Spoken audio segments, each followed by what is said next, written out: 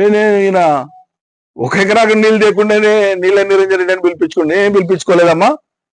నీకు కావాలంటే ఆ టైటిల్ వాపసు కవర్లో పెట్టి రాసి పంపిస్తా.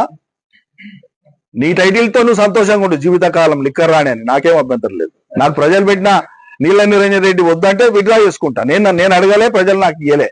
వాళ్ళు పిలుచుకుంటారు ప్రేమగా.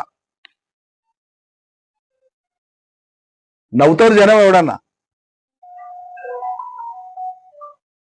1,00,000 కాదు 1,25,000 ఎకరాలకు నీళ్ళు ఇచ్చిన కేసీఆర్ సారథ్యంలో, కేసీఆర్ చిత్తశుద్ధితో, కేసీఆర్ చలవతో, ఆయన ఆశీర్వాదంతో 1,25,000 ఎకరాలకు ఒక్క వనపర్తిలోనే నీళ్ళు ఇచ్చిన. మిగతా జిల్లాలోని, ఉమ్మడి జిల్లాలోని సాగునీటి ప్రాజెక్టులు కానీ, విద్యా సంస్థలు కానీ, ఇతర ఇన్ఫ్రాస్ట్రక్చర్ కోసం కానీ సమిష్టిగా అందరం కలిసి చేసినటువంటి పని అద్భుతమైనటువంటి పని.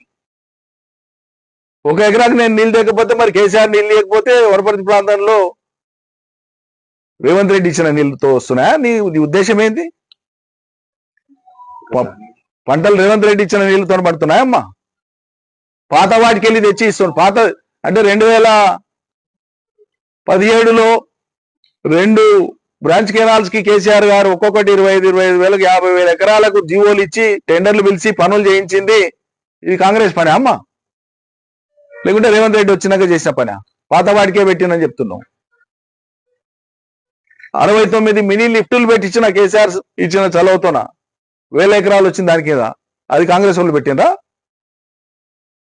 15 చెక్ డ్యాంలు కేసీఆర్ శాంక్షన్ చేపించిస్తే రాష్ట్రంలోనే ఆల్ టైమ్ రికార్డుతో చేయించిన 50 రోజులు 55 రోజుల్లో చేయించిన ఒక్కొక్క చెక్ డ్యామ్ ఇవాళ ఒక్కొక్క ఊరి చెరువుకు సమానమైంది. భారతదేశంలోనే రికార్డు 5,000 ఎకరాల భూసేకరణ పూర్తి చేసి 7 టీఎంసీల నీటి సామర్థ్యం కలిగినటువంటి ఏదోల రిజర్వాయర్ ను 1 సంవత్సరం 10 నెలల కాలంలో పూర్తి చేయించేసిన.